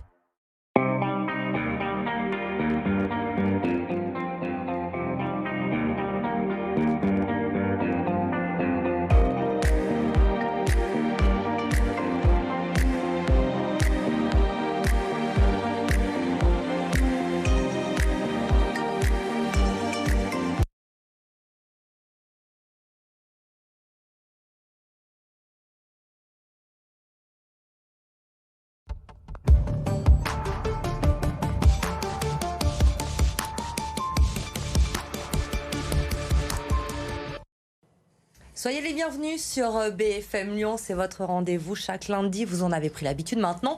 Planète locale, petite nouveauté cette semaine en partenariat désormais avec Actu Lyon. Pour m'accompagner chaque semaine, vous retrouverez Nicolas Zogra, rédacteur en chef pour la région Sud-Est. Bonsoir Nicolas. Bonsoir Elodie. Soyez le bienvenu. Merci. C'est un plaisir de vous avoir pour cette émission tout au long de la saison. Notre invité ce soir, c'est Frédéric Marchal, directeur général adjoint de Nexity Immobilier Résidentiel. On va parler d'un tout nouvel immeuble révolutionnaire avec vous ce soir. Bonsoir. Merci d'avoir accepté notre invitation. On vous retrouve dans un instant. Mais d'abord, on débute avec l'initiative de Nicolas. Cette semaine, Nicolas, vous allez nous parler d'un nouveau service de livraison de boissons qui arrive à Lyon et qui remet au goût du jour le fonctionnement de la consigne des bouteilles en verre. Et oui, vous avez peut-être constaté la disparition de cette pratique ces dernières années dans les supermarchés. Et à l'heure où nous devons économiser énormément de plastique, une nouvelle entreprise qui s'appelle Le Fourgon vient d'arriver. Elle propose un nouveau service de consigne écologique de bouteilles en verre. Cette entreprise, elle est née à Lille en 2021 et elle est arrivée à Lyon il y a quelques jours, le 6 septembre, après s'être implantée dans plusieurs villes du Nord notamment et de l'Ouest. On peut citer Nantes, Rennes ou Dunkerque. Alors on va être très concret ce soir pour que nos téléspectateurs comprennent comment ça fonctionne. Si je veux me faire livrer par Le Fourgon, comment je fais ? Eh bien c'est très simple, il faut utiliser Internet, le e-commerce, puisqu'il suffit de commander en ligne sur le site du Fourgon et parmi une sélection de boissons du quotidien, aussi bien du vin et de la bière pour l'apéro, mais aussi de l'eau ou alors même des produits ménagers, des jus, des soupes et des sodas. Les clients peuvent retrouver des marques connues que l'on consomme tous les jours, Coca-Cola, Perrier ou Lipton, mais aussi ils peuvent consommer des produits locaux, des bouteilles faites dans un rayon de 150 km autour de Lyon. Et c'est bien l'intérêt de ce site puisque ça a vocation à faire la promotion des produits locaux. Pour profiter du système, une seule règle, il faut commander au moins 12 grandes bouteilles ou 20 petites bouteilles. Le client est ensuite livré chez lui à domicile, le jour même, gratuitement en fourgon électrique. C'est possible dans un large rayon, dans tous les arrondissements de Lyon, mais aussi Villeurbanne, Bron ou encore Caluire. Et côté prix, ça ne coûte pas forcément plus cher qu'en supermarché, puisque le site du fourgon essaye de s'aligner sur les prix en magasin. Et on va écouter justement Victor Pietro-Cola, qui est le responsable de l'exploitation du site à Lyon. Il nous explique ce que deviennent les bouteilles une fois consommées et récupérées par le livreur. Il est au micro de Vincent Serrano. Une fois qu'on les récupère, les bouteilles, elles sont triées par marque ou par gamme ou par fournisseur. Et ensuite, elles sont renvoyées pour pour nos grossistes, on les renvoie chez eux. Et pour tous les fournisseurs locaux, c'est un de nos partenaires qui s'appelle Rebouteille, qui s'occupe, lui, de nettoyer les bouteilles et de les redistribuer après vers les différents fournisseurs. Et c'est ce côté écolo, Nicolas, qui séduit aussi évidemment les clients aujourd'hui. Eh bien oui, puisque le recyclage d'une bouteille en verre permet quand même d'économiser 75% d'énergie, 33% d'eau ou encore 80% de CO2 et de réduire forcément la consommation de plastique puisque c'est l'objectif de cette nouvelle entreprise. Il n'en fallait pas plus pour convaincre Mayara, une cliente du fourgon. Moi, j'aime beaucoup l'eau pétillante et ça m'embêtait d'acheter plein d'eau pétillante au supermarché avec les bouteilles en plastique. Quand je voyais la quantité des bouteilles en plastique que je jetais, ça m'embêtait quand même. C'était pas quelque chose qui me faisait plaisir. Depuis le lancement de l'entreprise en France, le fourgon a permis tout de même de remettre en circulation 1,6 million de bouteilles en verre au lieu de consommer du plastique. L'objectif à Lyon, c'est de réutiliser 200 000 bouteilles par an d'ici l'année prochaine. Les Lyonnais vont-ils suivre la tendance de l'économie de plastique ? Réponse dans quelques mois. Eh bien, on va suivre ça. Vous nous en reparlerez certainement dans cette émission. Merci Nicolas pour cette initiative. L'invité de Planète Locale. Frédéric Marchal, directeur général adjoint de Nexity Immobilier Résidentiel. On parle beaucoup de sobriété énergétique, c'est le mot à la mode en cette rentrée. Tout le monde doit faire des efforts pour réduire sa consommation, faire baisser sa facture. Ce soir, vous venez nous parler justement d'un immeuble qui va avoir le jour dans le quartier de la Confluence très prochainement, le premier du genre en France. Il n'aura ni chauffage, ni climatisation. Racontez-nous. C'est une belle histoire que je vais vous raconter parce que c'est le choix de la ville de Lyon et de la SPL Lyon-Confluence de retenir notre candidature au terme d'une consultation qui s'est achevée en juillet 2020, qui visait à attribuer un ensemble de 33 000 m² de surface à construire sur Confluence, dont 20 000 m² de logement et 13 000 m² de surface d'enseignement supérieur. Et au fond, ce qui avait été les grands principes de notre réponse, qui étaient finalement directement en lien avec les attentes de la collectivité, c'était un programme qui répond à 3 piliers essentiels. D'abord, un programme pour tous. Il y a effectivement une énorme diversité de produits sur ce projet, accession, locatif, BRS, etc. Il fallait un programme bas carbone et il fallait un programme sobre énergétiquement. Et donc nous avons fait le choix de répondre avec le cabinet autrichien Baumschlager et Berlet, qui a développé en Autriche un concept qu'ils ont appelé le 22-26, qui est effectivement un bâtiment qui n'utilise ni chauffage ni climatisation. Comment il fonctionne ce bâtiment alors ? Alors d'abord, c'est une promesse. La promesse est illustrée par les deux chiffres 22-26. La réalisation du bâtiment promet une température minimum l'hiver de 22 degrés et maximum de 26 degrés l'été. Et donc c'est là, au fond, où est le défi. Et donc la véritable caractéristique de ce projet, c'est un bâtiment qui ne va pas attendre de se chauffer ou de se rafraîchir par des instruments et par des machines et de la technologie, mais qui va profiter de ce qui est finalement le grand principe de la conception de ce bâtiment, c'est-à-dire une excellente inertie thermique. C'est-à-dire qu'au fond, nous avons repris le principe du Baumschlager 22-26 en Autriche, avec des bâtiments qui seront des doubles murs très épais d'au moins 60 cm, peut-être 80, les études sont en cours, en briques, 2 doubles murs de briques qui font 60-80, avec un enduit à la chaux rapporté à l'extérieur, qui peut permettre de conserver toute la chaleur lorsque nous sommes en hiver, et l'été, profiter du rafraîchissement des nuits pour conserver pendant la journée la chaleur, la fraîcheur qui a été finalement dispensée pendant la nuit. Grâce à ces matériaux utilisés, donc, est-ce que ça coûte plus cher de construire ce genre de bâtiment ? Alors la preuve est en train de se faire puisque nous sommes en cours d'instruction du permis de construire qui devrait être délivré d'ici la fin de l'année. Nous sommes en pleine étude technique pour un démarrage à la fin du premier trimestre. Ce que nous avons dans nos approches financières, ce que nous avons pu constater, c'est que l'économie que représente la non-fourniture de tous ces équipements que sont les chauffages, la climatisation, génère finalement une économie substantielle qui est en fait un peu compensée par la technologie que nous devons installer sur la question de la ventilation et de la qualité de l'air, parce que c'est évidemment essentiel, mais on devrait avoir des prix semblables à ce que nous connaissons sur d'autres opérations. Alors on parle beaucoup de pouvoir d'achat et d'énergie, justement, vous évoquez des économies. Quelles économies réelles finalement pour un foyer qui vivra dans ce futur immeuble chaque mois ou chaque année concrètement ? Alors effectivement, nous avons fait différentes simulations et on a essayé de se dire finalement le budget énergie d'un foyer dans un logement de 3 pièces à Lyon. Alors il y a des très anciens, il y en a des très récents, et les échelles de qualité de ces logements sont extrêmement diversifiées.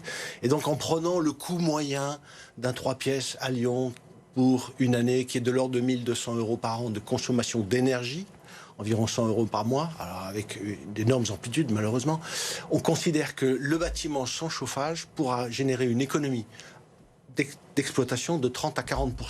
C'est-à-dire qu'au fond, la dépense énergétique sera liée à l'électricité, bien sûr, à l'informatique, au lave-linge et à tous les appareils ménagers. Ce qui n'est pas négligeable, évidemment. C'est l'avenir à Lyon, finalement, ce genre de bâtiment. Ça va se développer de plus en plus ? Alors c'est l'avenir à Lyon, mais c'est l'avenir partout. C'est-à-dire que ce que nous avons entendu encore du maire de Lyon tout à l'heure, c'est la nécessité d'une très grande sobriété énergétique. Et finalement, ce premier bâtiment de Nexity à Lyon est en fait une expérimentation, et nous sommes d'ailleurs en contact très étroit avec la SPL et avec la ville de Lyon qui surveille évidemment avec beaucoup d'attention l'évolution de la fabrication du projet pour que ce soit dupliqué applicable. L'intention, c'est que nous puissions en faire partout, parce que si la démonstration peut être faite à grande échelle, ce sera un bénéfice collectif pour tout le monde. Il devrait sortir de terre quand, celui-ci, dans le quartier de la Confluence? Alors, le démarrage du chantier est prévu fin de premier trimestre. Il faudra 2 ans de fabrication, donc livraison 2025. Et évidemment, on s'inspire de cela pour les immeubles du futur. J'imagine que vous avez envie d'aller encore plus loin. Vous l'avez déjà en tête, l'immeuble de demain? Il y a déjà d'autres expérimentations, d'autres études qui sont en cours sur d'autres projets. Nous avons en fait pas mal de questions techniques à régler. Je vous cite un exemple, par exemple, la ventilation de ces bâtiments sera gérée par l'ouverture automatique de ventèles sur la façade extérieure, assurant la qualité de l'air. C'est des questions techniques très précises qu'on est en train de gérer. Vous reviendrez nous en parler quand Avec ce joie. sera au point. Merci d'avoir été avec nous. En tout cas, ce soir, on termine avec le chiffre de la semaine. 5500, c'est notre chiffre cette semaine. C'est le nombre de mètres carrés de panneaux photovoltaïques qui seront installés sur le toit, Nicolas, de la future Arena de Dessine. La semaine dernière, tout le gratin que le sport lyonnais comptait était rassemblé à Dessine autour du Groupama Stadium. Jean-Michel Aulas, Tony Parker ou bien Tsonga. Et tout ce beau monde posait les premiers sièges de l'OL Arena qui doit ouvrir fin 2023 à côté du stade. Et conscient que l'écologie, bien sûr, s'est invitée récemment, mais pas que dans l'actualité, cette nouvelle salle de spectacle sera équipée de 5500 mètres carrés de panneaux photovoltaïques sur son toit. Ce n'est pas la première fois d'ailleurs que l'OL le fait, puisque son but est d'installer 50 000 mètres carrés de ces panneaux au-dessus de certaines de ces installations dans l'OL Vallée. Et finalement, ces 50 000 mètres carrés de panneaux photovoltaïques permettront d'économiser beaucoup d'énergie, puisque c'est l'équivalent de la consommation d'énergie de 2500 foyers chaque année. C'est l'équivalent de la commune de Champagne au Mont-d'Or, dans la métropole. Donc un vrai geste de la part de l'OL, il l'a dit Jean-Michel Aulas, effectivement, lors de sa conférence de presse, que c'était important pour lui également. Merci beaucoup Nicolas. On se retrouve lundi prochain. Vous revenez, c'est bon ? Planète Locale revient pour un nouveau numéro lundi prochain et l'info se poursuit sur BFM Lyon. Très bonne soirée.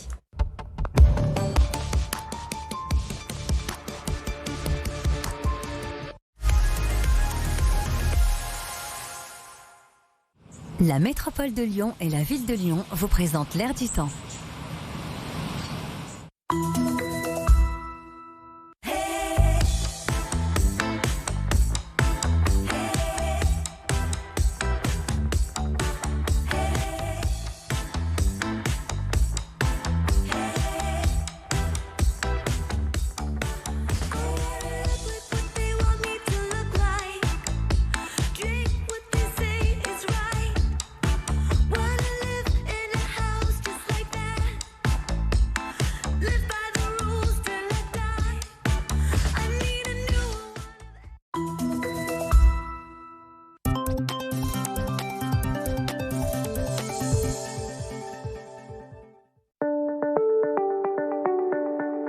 Bonjour, c'est Lyon Focus. Aujourd'hui, cap sur une société qui existe depuis plus de 15 ans et dont le mantra est faire de l'immobilier un service. Bienvenue chez Capstone. Bonjour Stéphane. Bonjour Karine. Présentez-moi Capstone. Capstone est un groupe de services indépendants. Nous sommes spécialisés en immobilier d'entreprise. Notre singularité, notre raison d'être, c'est de faire du sur-mesure et de nous adapter à chacun de nos clients. Les valeurs sur lesquelles nous nous reposons et qui nous permettent d'exister, ce sont l'obsession du client, une pensée à très long terme et un esprit entrepreneurial. Alors concrètement, qu'est-ce que vous faites chez Capstone ? On répond aux besoins de nos clients. On est à ce titre architecte, constructeur, promoteur, investisseur, gestionnaire, restaurateur. Tous ces métiers, nous les réalisons au travers de nos filiales, c'est-à-dire en interne. Alors on va parler maintenant du flagship Carré Ivry. Le flagship Carré Ivry, c'est un parc d'activités qui caractérise ou qui regroupe un petit peu l'ensemble de nos activités, qui accueille 70 entreprises situées juste à côté du périphérique. Il travaille 1500 salariés. Au sein de ce parc, nous réalisons l'ensemble de nos activités au service de nos clients, c'est-à-dire que nous gérons l'activité commerciale du parc, l'entretien du parc, les différents travaux de seconde œuvre. Les 70 clients locataires que nous avons pratiquent un nombre très varié de métiers, un centre de tri postal, des réparateurs de vélos électriques, etc. Merci Stéphane. Merci Karine. Retrouvez tous les métiers du groupe sur capstone.fr. À bientôt.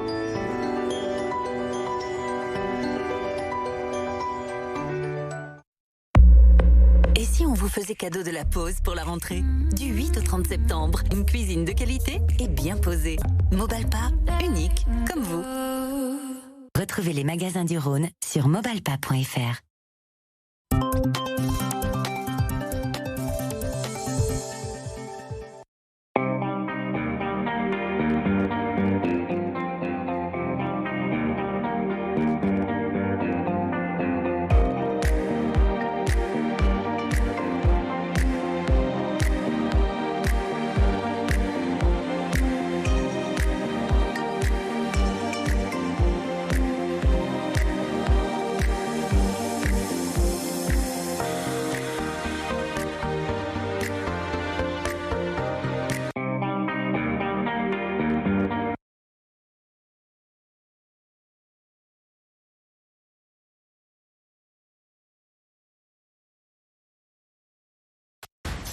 Retrouvez votre programme avec Free Ligue 1. Une nouvelle façon de regarder le foot.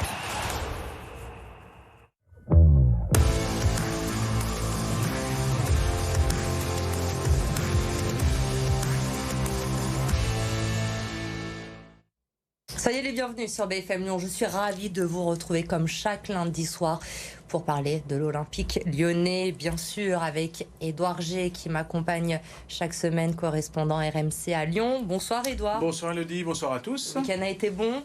Oui, en parti en terre ennemie, je crois, ce week-end. Bah oui, il faut bien, hein. Faut bien vivre aussi. Hein. Effectivement. Mais oui, ils ont gagné. Ouais, voilà, on va pas doucement, on remue pas le couteau dans la plaie tout de suite. Nos invités cette semaine, Karim Mokedem, vous le connaissez, il est déjà venu, ancien entraîneur de la Duchère, adjoint à Châteauroux l'an dernier. Bonsoir Karim. Bonsoir Elodie, merci d'être revenu dans Cop Gun. Et puis une petite nouvelle cette saison dans Cop Gun, c'est sa première, on lui souhaite la bienvenue. Emma Fournier, supportrice de l'Olympique lyonnais. Bonsoir Emma. Bonsoir. Et bienvenue dans cette émission. Merci. Vous pouvez réagir, vous le savez, à la maison via le hashtag Cop Gun. Et puis c'est une nouveauté cette année aussi, l'émission elle est à retrouver en podcast sur toutes les plateformes. On perd pas de temps, on y va. On avait plutôt le sourire la semaine dernière. Une semaine, 2 matchs sont passés et un peu la soupe à la grimace. Deuxième défaite de la semaine pour nos Lyonnais qui voyagent mal en ce début de saison après Lorient mercredi dernier. Nouvelle défaite donc hier soir à Louis II face à Monaco. Tout s'est joué en seconde période dans cette rencontre, 56e minute de jeu sur un corner de Caio Henrique. C'est Badiachil qui ouvre de la tête le score, 63e minute de jeu.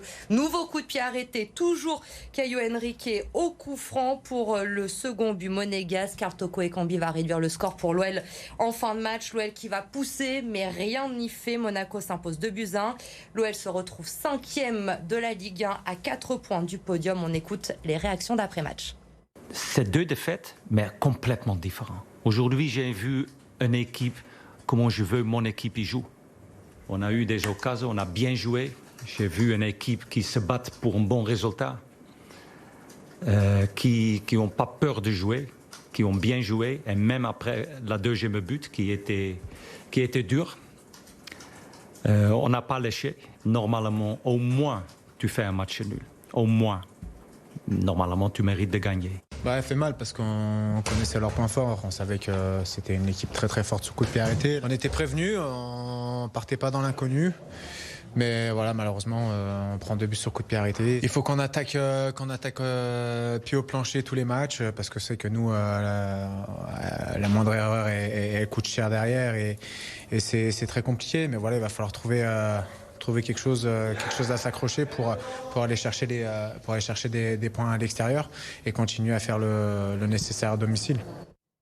Alors une première cette saison, messieurs, dames, c'est la première fois que Peter Bosz perd 2 matchs de suite avec l'OL depuis son arrivée. C'est une stat parmi tant d'autres, cette deuxième défaite de rang, même si le match hier soir, Karim, n'a rien à voir avec la défaite à Lorient 3 jours plus tôt. Alors c'est dur à dire, mais il n'y a pas à rougir de perdre à Monaco. Parce que c'est un gros du championnat.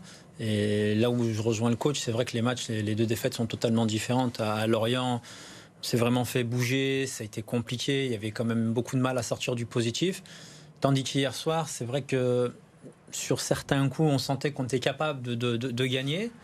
Et malheureusement, c'est vrai que, comme le disait Anto Lopez, sur le coup de pied arrêté, c'est une force de Monaco. Et il y a un deuxième petit point aussi, c'est à la perte de balle. C'est-à-dire que quand les Lyonnais perdaient le ballon sur les transitions monégasques, on sentait qu'on était vraiment fébrile aussi, quoi. Moi, ce qui me surprend quand même, Edouard, quand on entend Anthony Lopez en zone mixte à la fin de la rencontre, Karim vient de l'évoquer, il nous dit « On savait que Monaco allait être dangereux sur les coups de pied arrêtés. Les 2 buts sont pris sur coups de pied arrêtés. » Ça veut dire finalement qu'ils n'étaient pas si bien préparés que ça, les Lyonnais. Et je rajoute, chose vue avant le match, pendant l'échauffement, ils ont travaillé, les Lyonnais, les coups de pied arrêtés. Donc c'est même pas du tableau noir 48 heures avant, c'est 20 minutes avant. Donc là, c'est vraiment ce genre de petits détails, quelque chose qui se passe dans la tête, un manque de concentration, pas la bonne agressivité, et puis on en arrive à ce 2-0 sur deux coups de pied arrêtés qui paraissent anodins au départ, mais normalement, tu ne dois pas défendre comme ça. Franchement. On va parler de la défense, évidemment, gros point noir de l'OL cette saison. J'aimerais qu'on reste sur cette attaque lyonnaise avec 20 tirs pour l'OL et hier 6 tirs cadrés. On en vient toujours au même problème, malgré les attaquants en nombre encore hier, notamment en fin de match, puisque Peter Bosz a fait les changements comme à Reims. Manque d'efficacité terrible des attaquants lyonnais depuis le début de la saison. Bah oui, totalement. Il y a un manque de finition. Après, on se crée des occasions. On arrive à se créer du jeu, à se créer des occasions. Mais après, pour finir, il n'y a personne qui arrive à mettre le but et à offrir la victoire aux Lyonnais. Comment vous l'expliquez, ce manque d'efficacité devant Karim? C'est le système de jeu, c'est le positionnement d'Alexandre Lacazette, de Karl Toko Ekambi. Est-ce qu'il faut changer quelque chose sur l'animation offensive de l'OL? Alors sur l'animation offensive, c'est difficile à pointer du doigt, puisque sur les derniers matchs, notamment à domicile, c'est une victoire contre Angers, ils en avaient mis 5, contre 3, 4. Ouais. Donc c'est-à-dire que ça fonctionne. Et hier, comme l'a dit Emma, hier on voit bien, ils se procurent des occasions. Dans la finition, c'est vrai qu'on peut être peut-être un peu plus fin, on va dire, dans les 16-50. Mais de là à dire non, il faut tout changer, non. Si on ne se procure pas d'occasion et que derrière, vraiment, on a du mal à rentrer dans la surface, à mettre à contribution le gardien adverse, ok. Mais là, c'est pas le cas. Gros gardien en face aussi. Gros gardien, Qui fait les arrêts, qui fait des arrêts quand il faut. Il faut bien noter quand même que 20 tirs à l'extérieur, Karim, c'est quand même une grosse performance. Quand tu joues à l'extérieur, 20 tirs, puis après je crois qu'il y a 9 cadrés en plus, 9 tentatives cadrées, donc ça veut dire qu'il y a vraiment... Mais moi j'ai senti, et c'est un petit peu comme l'année dernière, parfois je sens des Lyonnais qui sont trop gentils, qui récitent leur football comme on leur a appris. Il n'y a pas ce petit truc en plus à un moment donné, c'est pas cette petite folie que peut-être a amené un Lucas Paqueta à un moment donné. Moi je vois un élève appliqué, un bon élève appliqué qui récite justement ses textes, sa récitation tranquillement. Et puis alors des fois ce bon élève qui a un peu appris, il a des trous de mémoire, donc il est oublié. Le trou de mémoire, c'est pas très grave qu'on fait une récitation, sauf peut-être la note va être moins bonne. Mais là, le trou de mémoire, c'est les buts. Et derrière, il faut courir après. Donc à Lorient, il fallait remonter 2 buts. Là, pareil, 2. Donc s'il faut commencer déjà par en marquer 3 pour gagner, c'est difficile. Donc tout commence derrière. Il faudrait un petit peu plus d'étincelles à un moment donné. L'an dernier, Edouard, on avait pris l'habitude de voir un Noël, on l'a souvent dit, à 2 visages possibles sur un même match. On avait des Lyonnais qui faisaient 20-30 minutes très bon, qui s'écroulait après, ou inversement. Cette année, on a cette OL à 2 visages, mais on change un petit peu. On a l'impression qu'on a Lyon à la maison et l'OL à l'extérieur qui n'y arrive pas. Oui, il y a malheureusement cette forme de constance-là, avec cette donnée, franchement, que... Oui, il y a du mieux par rapport à l'année dernière, parce que c'est l'équipe qui concède le moins d'occasions aux autres. Malheureusement, les autres, ces occasions... Lorient, je crois, a 4 tirs cadrés, ça fait 3 buts. Hier, ils ont 5 tirs cadrés et ça fait 4 tirs cadrés, 2 buts. Donc, il y a ce ratio qui est bien en face. Donc, c'est petit. Il manque pas grand-chose, mais il manque beaucoup, finalement. Karim, comment vous expliquez cette différence entre l'OL à la maison et l'OL à l'extérieur? C'est sur moi, ce qui me chagrine un petit peu, et ça, on l'avait souligné sur les derniers matchs, notamment, c'était les entames de match et l'intensité. L'intensité mise par les joueurs de façon à vouloir gagner, étouffer son adversaire. Donc ça, c'est un petit peu gênant. Après, c'est vrai que souvent à l'extérieur, ils se retrouvent à courir derrière le score. Donc ça, c'est gênant. C'est gênant parce que quand on est mené, malheureusement, le but, on sait très bien que le premier but, il a un facteur psychologique important. Après, là où je rejoins Edouard, ce que j'ai aimé, par contre, hier, c'est les entrants. Oui. Les entrants, hier, ils ont été... Voilà, et voilà, je vais le citer parce que souvent, le point du doigt, quand ça va pas, c'est Ryan Cherki. Bon, on va reparler. On développe pas trop, Karim. Non, on sur développe Ryan pas. Cherki, Mais parce voilà, que on va spoiler un petit peu l'émission. C'est votre top, justement, dans la rencontre. Donc, on aura le développer sur Ryan Cherki tout à l'heure. Mais les entrants, effectivement, qui ont fait le job qu'ils avaient envie hier. Et puis là-dessus aussi, le coach. Parce que là-dessus, par contre, on peut pas reprocher au coach ça. C'est qu'il a tout fait pour revenir au score. À un moment donné, ils ont joué. Il y avait Gustavo, et puis il y avait Tagliafico, et puis Malo, et puis il n'y avait que des attaquants, quoi. Donc c'est. Ce manque d'efficacité devant, du coup, malgré les attaquants, on l'a dit, et Emma, ce problème défensif qu'on a déjà évoqué depuis le début de la saison, évidemment. 9 buts pris en 7 journées pour l'Olympique Lyonnais. Là aussi, c'est peut-être de ce côté-là, plutôt derrière, qu'il faut aller regarder cette saison. Pour moi, c'est le lien de toutes nos défaites et de tous nos contre-performances de toute façon, tous les matchs.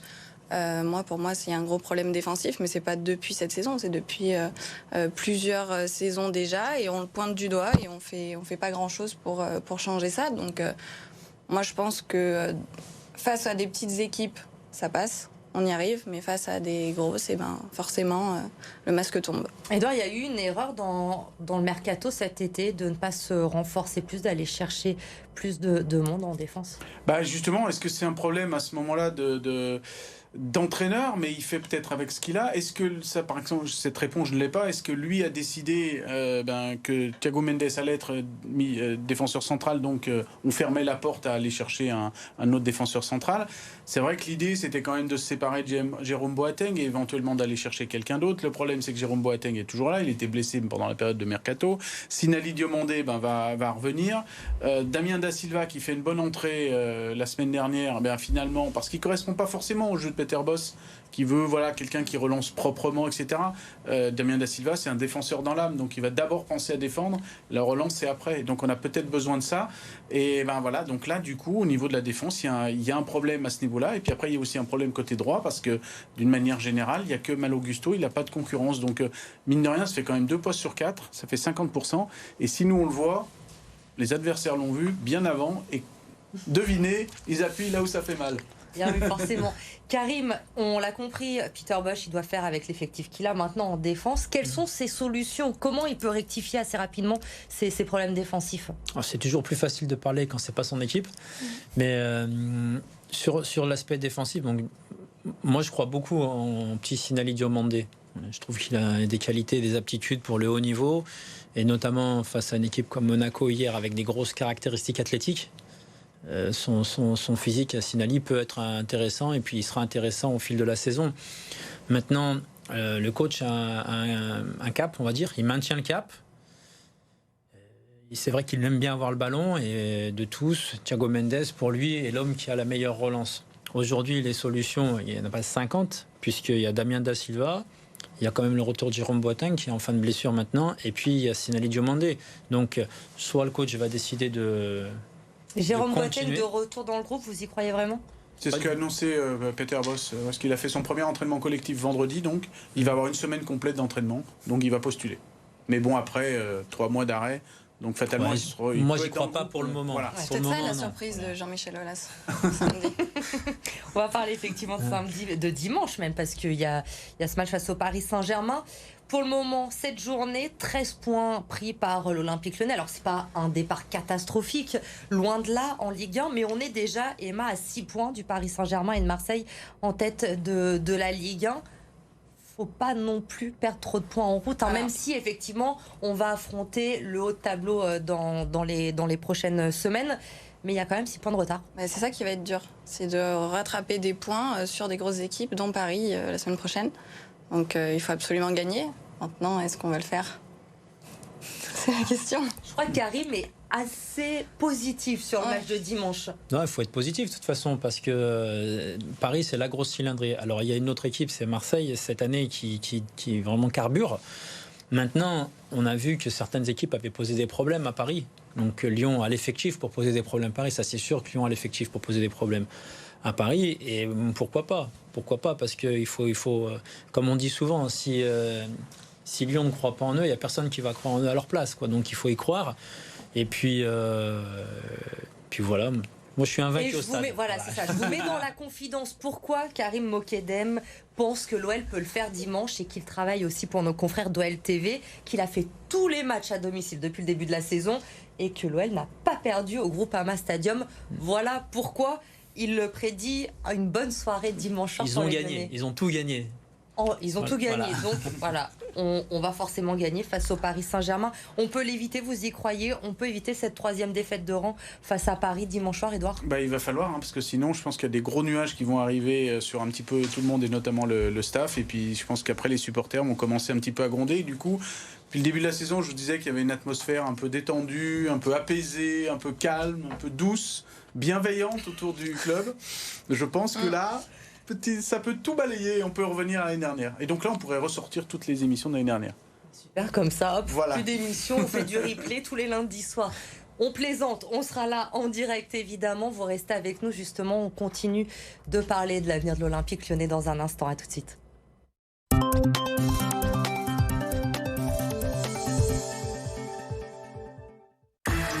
Retrouvez l'émission culte Faites entrer l'accusé en podcast. Votre nouveau rendez-vous à ne pas manquer. Écoutez ou réécoutez toutes les affaires. Cette histoire, c'est un délire de persécution qui a tourné au drame. Et chaque semaine, découvrez un épisode inédit. Dans ce podcast, nous allons vous raconter l'histoire de Sophie Massala, la démembreuse du canal. Déjà numéro 1, Faites entrer l'accusé est disponible sur toutes vos plateformes audio.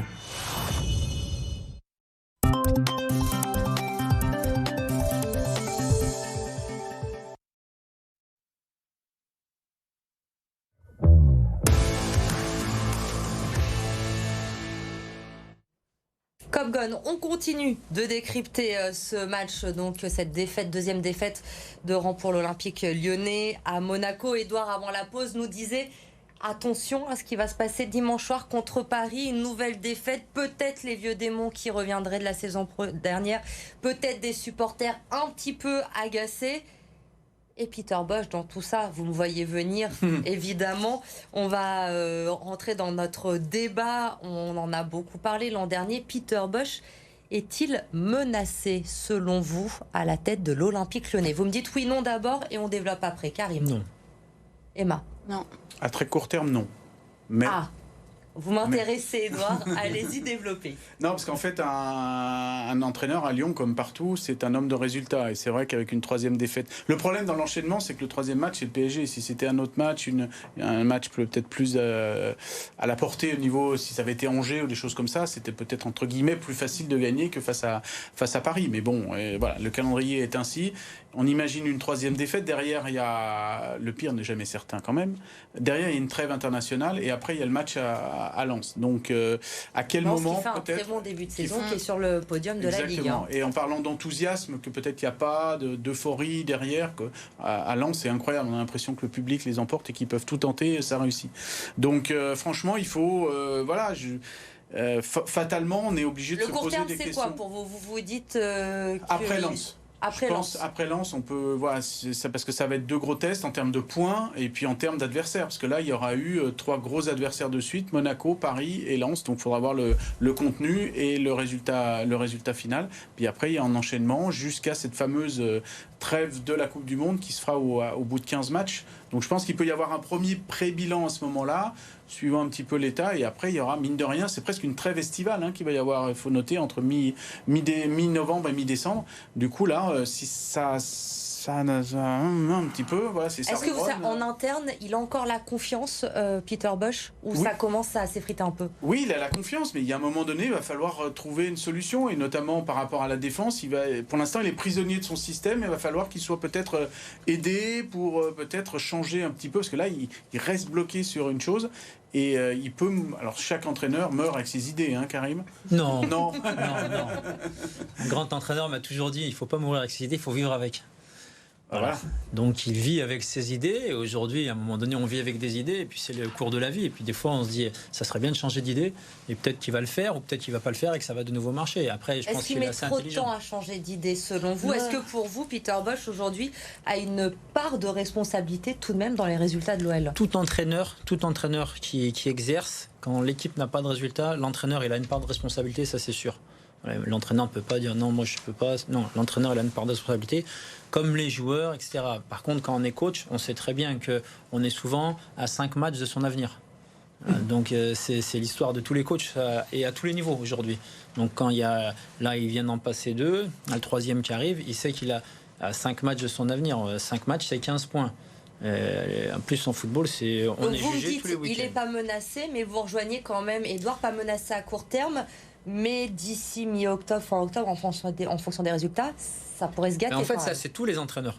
Tous les entraîneurs, là, comme je l'ai dit, en fait, Monaco, le couac à Monaco, c'est pas un couac, parce que c'est vrai que même sur le contenu, ils peuvent. Le nul aurait été un peu plus équitable, on va dire. Mais ils ont perdu. Ils ont perdu face à Lorient, et donc l'enchaînement, c'est vrai que. Après, moi, je reste quand même. Je suis un optimiste, et je suis très optimiste là-dessus. Et ils vont gagner dimanche contre le Paris Saint-Germain. Voilà. Tout sera oublié. On aura le sourire lundi prochain. Et Peter Bosz sera un héros. Il aura fait tomber le Paris Saint-Germain pour la première fois cette saison. Et juste un mot, si on avait Jean-Michel Aulas avec nous, je suis sûr qu'il utiliserait cette formule qu'il a beaucoup utilisée du temps de Claude Puel ou d'autres. Il n'est pas menacé, mais il est menaçable. Et le président sur Twitter hier soir qui a répondu à nos confrères de l'équipe en disant on aura une surprise ce week-end au Groupama Stadium. On va voir ça, justement. Emma, en tant que supportrice de l'Olympique Lyonnais depuis des années, une question concernant Peter Bosz. Ça m'interroge, moi. L'an dernier, on a eu beaucoup de débats sur Peter Bosz, Edouard, dans cette émission. Beaucoup d'entraîneurs à Lyon n'ont pas eu cette immunité qu'il a, notamment auprès des supporters. Quand on voit les résultats la saison dernière de l'OL, c'est vrai qu'il n'a jamais été inquiété. Les supporters sont derrière lui, il ne fait pas de vagues. Comment vous l'expliquez ça quand on voit Rudy Garcia, par exemple, juste avant ce qu'il a pu vivre? Comment vous expliquez, vous encore ce soir, vous me dites non, il n'est pas menacé, Peter Bosz. Non, je dis pas pourquoi il a cette immunité auprès des supporters. Je dis pas qu'il n'est pas menacé, je dis juste qu'on s'attaque souvent au coach, surtout à Lyon. C'est toujours là le problème. Et moi, je pense que le problème, il vient de plus loin encore, plus en interne. Et que pour avoir une équipe soudée, il faut aussi une équipe soudée derrière. Et je pense que ça, on l'a pas. Et il faut que l'entraîneur il ait une vision, la même vision que ceux qui sont derrière lui pour recruter des personnes qui voient, qui ont la même vision pour être sur le terrain et pour faire du jeu comme il l'entend. Si derrière il y a personne qui voit comme lui, forcément ça va pas. Et moi je pense que c'est plus là qu'il y a un problème. Donc qu'importe l'entraîneur qu'il va y avoir, si on résout pas un problème interne, il n'y aura pas de changement pour moi.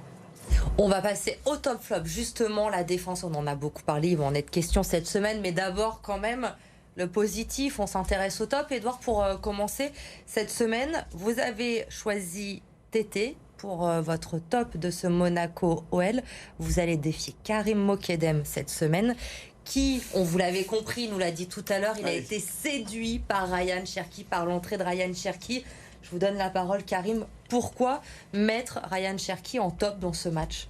Parce que, un petit peu comme quand il est rentré face à Reims, et là c'est pareil hier, il a un peu changé la face du match. Donc il a beaucoup demandé le ballon, il s'est toujours projeté vers l'avant, on l'a vu dans le cœur du jeu, on l'a vu à droite, on l'a vu à gauche, toujours disponible. Et quand c'est Ryan, on a tendance à trouver que des défauts. Et hier, il faut forcer de constater qu'hier, il a souvent fait les bons choix. Il est à l'origine aussi de l'égalisation lyonnaise. Et puis, il a vraiment insufflé un tempo de haut niveau. Et je trouve qu'il a entraîné avec lui tout le monde. Et il n'a pas fait de fioriture. En fait, il a vraiment été dans l'efficacité hier. Et c'est ce qu'on lui demande. On sait qu'il, quand il a prolongé, il l'a dit, je vais travailler, je veux convaincre le coach, je veux gagner du temps de jeu, je veux avoir ma place de titulaire. Il est dans le bon état d'esprit. Ce qu'il fait sur le terrain là, selon vous, ces dernières semaines, ça va dans le bon sens? Alors ces dernières semaines, il faut savoir qu'il est rentré, c'était face à 3 le soir où il a re-signé, il a tiré 3 fois en 5 minutes, donc il a envie d'aider l'équipe. Et le match suivant face à Angers, il n'est pas rentré. Et donc hier, moi ça me plaît, ce que j'ai vu hier, ça me plaît, puisque il y a d'autres garçons qui ont démarré, alors qui sont comme Tété qui est en pleine bourre actuellement. Mais hier, ce qu'on lui demande, c'est d'être décisif, et il l'a pas été hier. Tété, justement, c'est votre top, Edouard, rapidement. Oui, alors lui, il a mis une étincelle que je vous disais tout à l'heure, peut-être qu'on récitait un petit peu de façon trop lisse. Lui, il a apporté toute cette étincelle, ce côté batailleur sur le côté, que ce soit en provoquant au niveau offensif ou en venant défendre. Il m'a bien plu de la première à la dernière minute. Emma, vous donnez le point à qui? Qui vous a convaincu? Karim. Ça, je savais que j'allais faire. terrible pour vous, Merci, Edouard. merci, ouais. Allez, vous pouvez vous refaire. Même si le flop de la semaine, il est un peu lié. Parce que Emma, elle s'est mouillée. Contrairement à vous, Edouard, il a fallu que je rame pour qu'il donne un flop dans cette rencontre. Vous avez choisi Thiago Mendes, vous avez ciblé un joueur. Edouard, vous avez voulu être un peu plus vexé personne. C'est la défense qui vous déçoit dans cette rencontre. Thiago Mendes, pourquoi Emma? Moi, on m'a demandé un flop, je donne un nom. Et c'est très bien, continuez comme ça, vous reviendrez. Parce que pour moi, il y a trop d'erreurs défensive et il est à l'origine. Enfin, à cause de lui, le premier but. Donc voilà pourquoi j'ai donné ce flop. Après, il y en a beaucoup d'autres, sûrement. Il n'y a pas que lui. Mais défensivement, c'est trop faible. La défense, on en a parlé. On n'a plus beaucoup de temps, Edouard, on en a parlé tout à l'heure. La défense, Thiago Mendes, il faut cibler une personne, pas forcément Karim.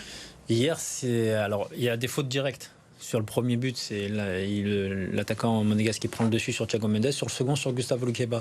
Après, ce qui m'a un peu plus dérangé, moi, c'était notamment sur les pertes de balles lyonnaises médianes. Et en fait, on a l'impression, à part du côté de Tagliafico, où vraiment, moi, j'aime ce qu'il dégage défensivement. Et même Malo, on l'a senti en difficulté de ce côté-là. Donc, c'est vraiment l'animation défensive collective en fait qui pêche, quoi. Il va falloir faire beaucoup mieux dimanche en défense face à Neymar, Mbappé, Messi. Ça va être compliqué. Le calendrier de l'OL, on l'a dit, le PSG dimanche, la trêve internationale. Ensuite, Lens. Vos pronostics, vraiment juste le score pour dimanche, Edouard. 2-1 pour Lyon. Emma. 1-1. Karim. 2-1 pour Lyon. Allez, c'est pris, on verra qui a eu raison. La semaine prochaine, on termine avec les autres résultats du week-end préparés par Fanny Cousin.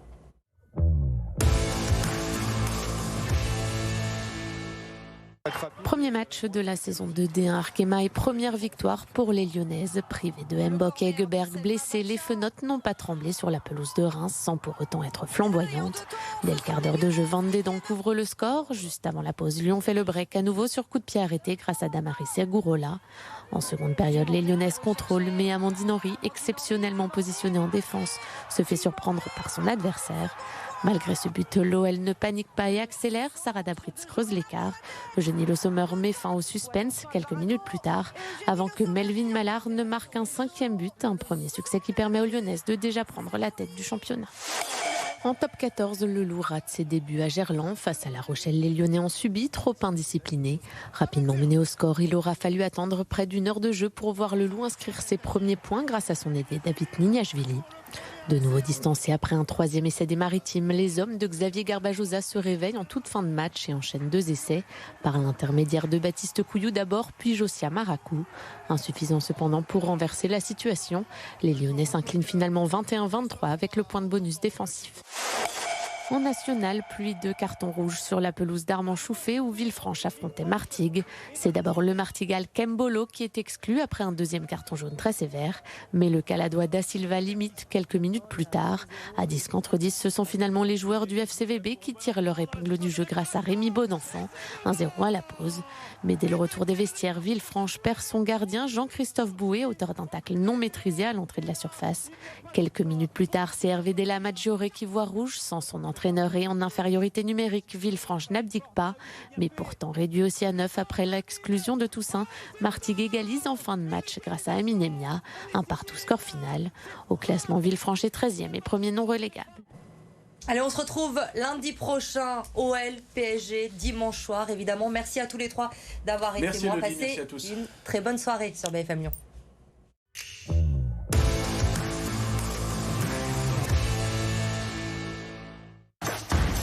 Retrouvez votre programme avec Free Ligue 1. Une nouvelle façon de regarder le foot.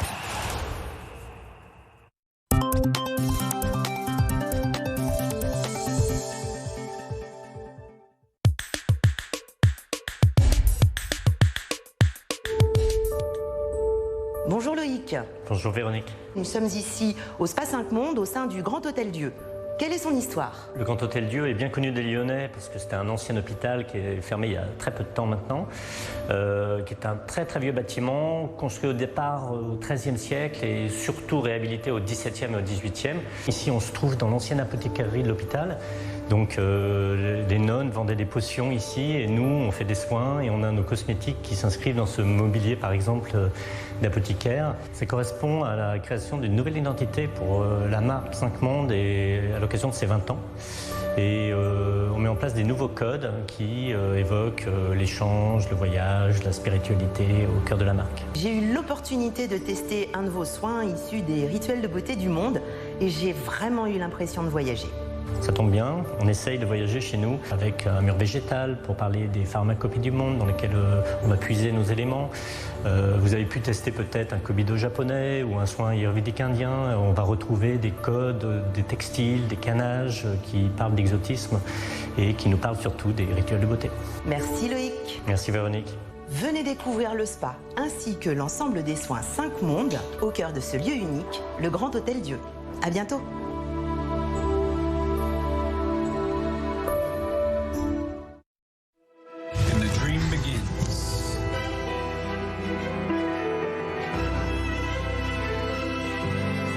Il y a un endroit qui se forme dans l'univers.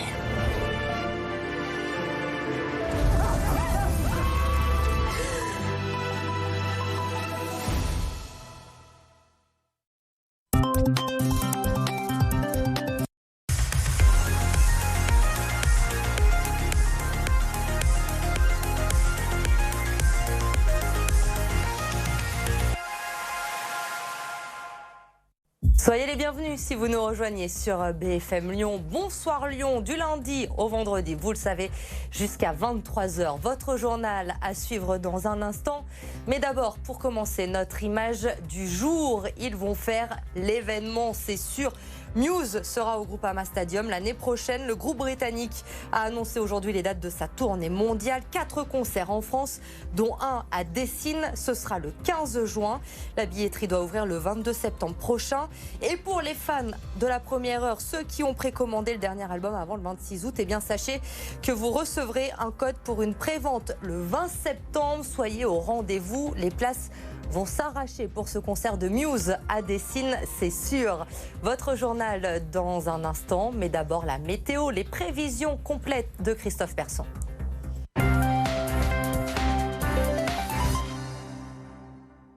Pour cette journée de mardi, il y a toujours les vents de secteur sud à l'avant de l'ancien ouragan Daniel qui apporte dans un premier temps des nuages élevés sur l'ensemble de la région. Nuages élevés donc le matin mais un bon ressenti. Le tout dans des températures déjà très élevées. 20 degrés pour Bourgoin, 21 pour Pusignan, 22 même pour Meximieux, 19 pour l'Arbrel ou encore 19 degrés pour Villefranche. Lors de l'après-midi, toujours ces nuages élevés mais dans un temps qui va devenir de plus en plus lourd. Des orages vont commencer à se déclencher à proximité du Massif central. 29 degrés du côté de l'aéroport Saint-Exupéry, 28 pour Lyon, 30 pour Villefranche, 29 pour Vienne. Attention durant la soirée et surtout dans la nuit de mardi à mercredi, on a des risques de retrouver des orages qui vont circuler sur la région. Des orages que l'on retrouvera encore mercredi avec 20 degrés au lever du jour, 27 l'après-midi. Il fera plus chaud encore dans ces vents de secteur sud pour la journée de jeudi avec 16 degrés le matin mais 29 lors de l'après-midi. Température qui chute vendredi. On passera dans des vents de secteur nord avec d'ailleurs des rafales à une quarantaine de km/h, 22 degrés. Et on va plonger dans l'air beaucoup plus frais à partir de samedi, plus que 10 degrés le matin, 19 l'après-midi avec du vent de nord à 50 km/h. Dimanche matin 9 degrés, dimanche après-midi ce sera 19 degrés.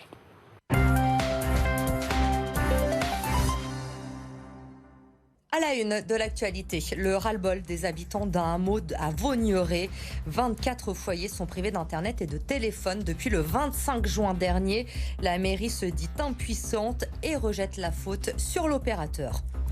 Le retour des chasseurs dans le Rhône, ils sont 9000 dans le département. La saison s'est ouverte ce week-end et comme chaque année, les promeneurs ne se sentent pas en sécurité.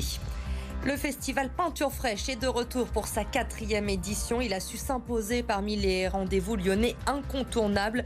Dans un mois, près de 50 street artistes seront exposés à la Halle de Bourg. On vous présente le programme ce soir sur BFM Lyon. 3 mois sans Internet et sans téléphone, ça commence à être très long pour les habitants de Vaugneray. 24 foyers d'un hameau sont concernés. Le 25 juin dernier, une voiture s'était encastrée dans un poteau téléphonique. Depuis, ils attendent que les travaux soient enfin réalisés. Laurent Canonico.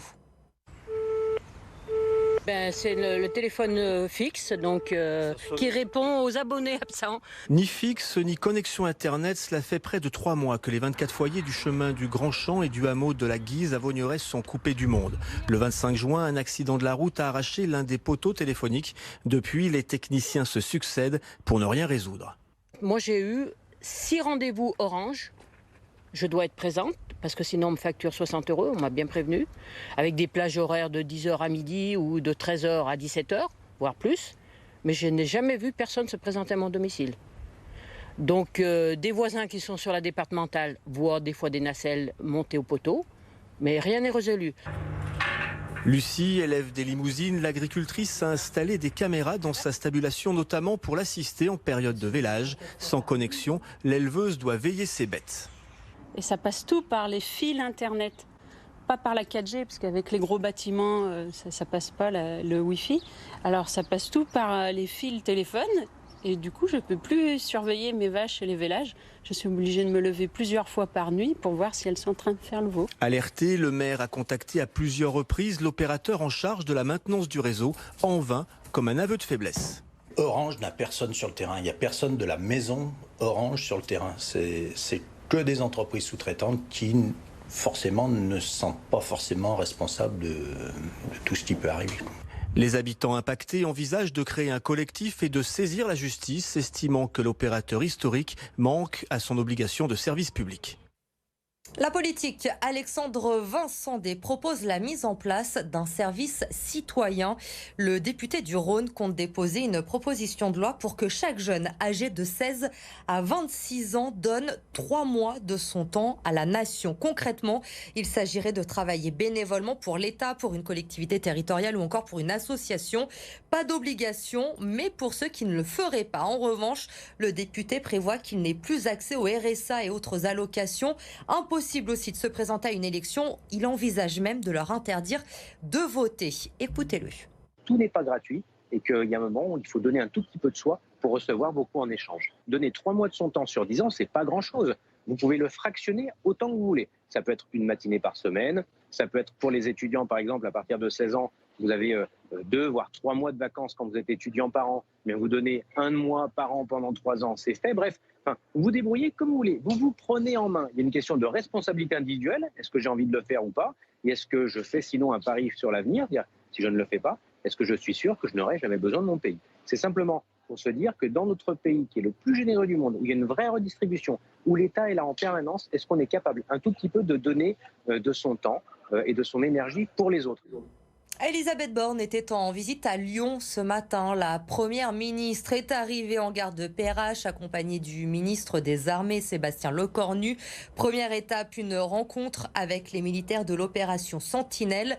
Direction ensuite la base aérienne du Mont-Verdun pour une visite des lieux. Elle a quitté la base en tout début d'après-midi à bord d'un Airbus de l'armée de l'air.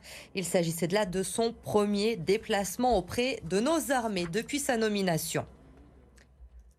Dans l'actualité, également ce soir, l'ouverture de la chasse ce week-end. Les 9000 chasseurs du département ont eu le droit de ressortir leurs fusils. Un moment très attendu pour eux, mais redouté par les promeneurs du dimanche. Reportage au sud de Lyon, à Saint-Didier-sous-Rivry. Pierre Barbin et Olivier Jouglard.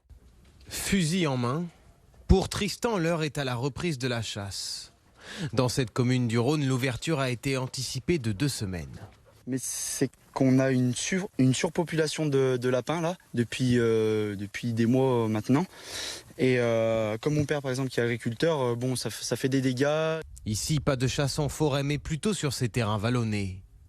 À quelques dizaines de mètres, les sentiers où circulent les promeneurs, au bruit des fusils. Certains admettent ne pas être rassurés. Moi, ça me gêne beaucoup et en fait, dans ce cas, on limite les randonnées. Mais lorsque promeneurs et chasseurs se rencontrent, un dialogue s'entame concernant les accidents liés à cette activité. C'est arrivé même sur la route, hein. Une voiture qui passait. Les malheureux accidents qu'on a eus, c'est dû à des erreurs, des fautes de tir. Je sais, mais voilà, il y a quand même cette crainte qui subsiste. En fait, j'ai remarqué que les gens sont de main de bord, de comment on chasse, avec quel chien, etc. La saison dernière, 90 accidents de chasse ont eu lieu en France, dont 8 mortels. Une tendance à la baisse sur ces 20 dernières années. La chasse est ouverte jusqu'au mois de février prochain. Elle fait figure d'exception dans le quartier. L'église Saint-Bonaventure, construite par les franciscains au Moyen-Âge, a résisté à la rénovation urbaine de Lyon au 19e siècle. Un joyau donc inscrit aux monuments historiques qu'il faut préserver. Des travaux de rénovation sont en cours. Jérémy Pain a pu accéder au chantier aujourd'hui. On devine encore cette finesse absolument extraordinaire que vous voyez ici. Réparer les vitraux, restaurer les sculptures, nettoyer et consolider la façade. L'église Saint-Bonaventure fait peau neuve, une église à la longue histoire. C'est une église qui, dans son environnement, c'est en fait le seul élément majeur, je dirais, du XVe siècle, qui a été elle-même aussi transformée, agrandie, restaurée, etc. au fil des temps. Donc c'est une église qui a respiré avec son quartier, tout en gardant effectivement sur sa partie des parties médiévales, des sculptures absolument ravissantes. Saint-Bonaventure est le 3e lieu de culte le plus fréquenté de Lyon après la basilique de Fourvière et la cathédrale Saint-Jean. L'église fait partie de la stratégie de restauration du patrimoine de la ville. C'est un entretien qui est nécessaire. Ici, on voit un pinacle qui s'est décroché, donc il y a besoin de conserver, de vérifier que les pierres tiennent, parce qu'il y a des risques pour la sécurité des personnes si on n'entretient pas. Et puis il y a évidemment la préservation des pierres pour qu'elles résistent au temps et à la pollution. On a 4 églises qui sont dans cette convention. Saint-Bruno dans le premier, dont les travaux sont en cours. Saint-Irénée dans le 5e. Saint-Bonaventure ici, et on finira sur ce mandat par Saint-Nizier juste à côté de Saint-Bonaventure. Financé par la ville de Lyon, le diocèse et l'État, les travaux prendront fin en début d'année prochaine.